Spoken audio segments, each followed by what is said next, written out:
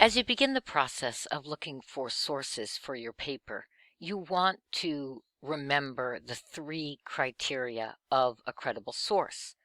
First, the source needs to be current. It needs to have been written within the last 5 years in most cases.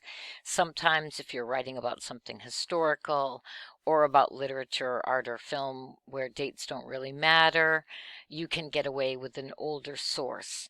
If it's a really well done study and you don't believe any new scholarship has been done in that field, you can sometimes get away with an older source. But if you have any question, you should always check with your instructor. That's the fastest, easiest way to make sure before you spend a whole lot of time on something, you're doing okay.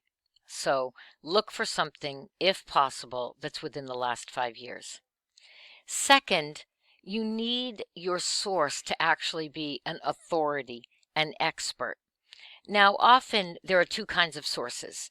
There are primary sources, and that is articles and studies and research that's created by actual scholars and scientists. And then there are articles that report on those studies and that research.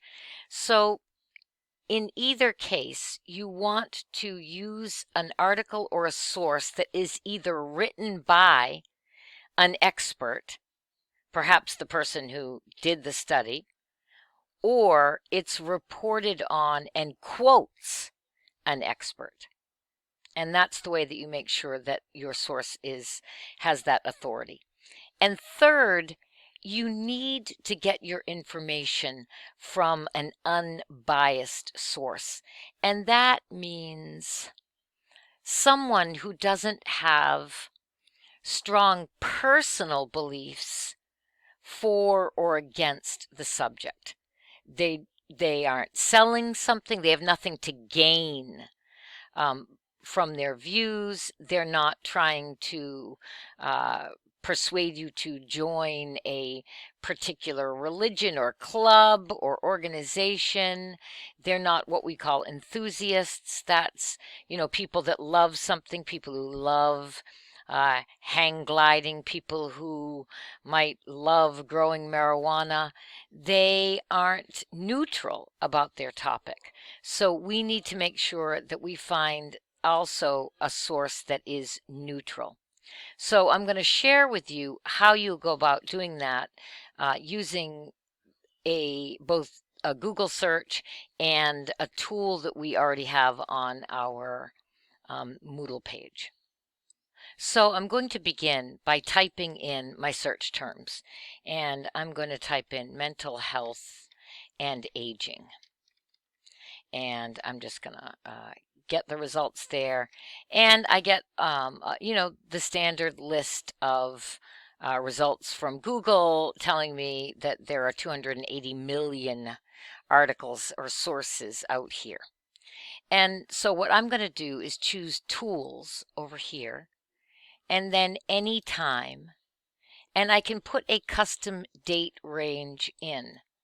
So what I'm going to do, since it's September of 2022, I'm going to go back 5 years, and I'm just going to say anything from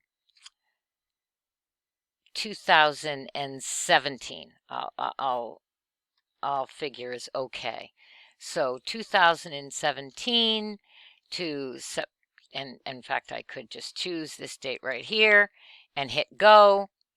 And now my results have been narrowed, as you can see, by looking at these dates to articles that are only within this time frame that I've established. So that helps. That helps me get rid of, extra unhelpful results. And you can see right here that time frame is listed. So it helps me to know what filter I have on my search right now.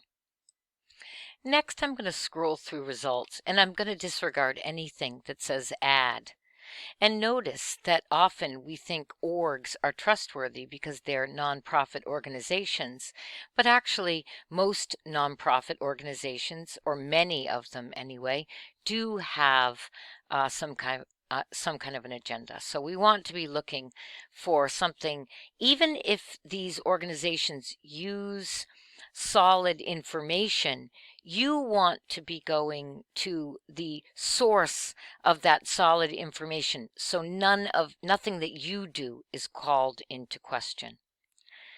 So I'm scrolling down here. The CDC.gov is always a good source. It's a government institution. And remember, we are the government. The government works for us. They're not selling us anything. There's no money to be made or profited. So we could use that one, but I do want to sort of look for one that to demonstrate how to check it out, how to test its neutrality. So, and how factual it is. So here's a source here that's called Science Direct. And I'm going to click on this. And this is the Handbook of Mental Health and Aging. And I can see that it is from 2020. And I can browse by the table of contents, etc.